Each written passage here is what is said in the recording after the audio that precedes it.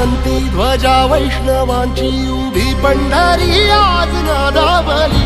तुझे नाव ओठी तुझे रूप ध्यानी जीवाला तुझी आस गा लागली।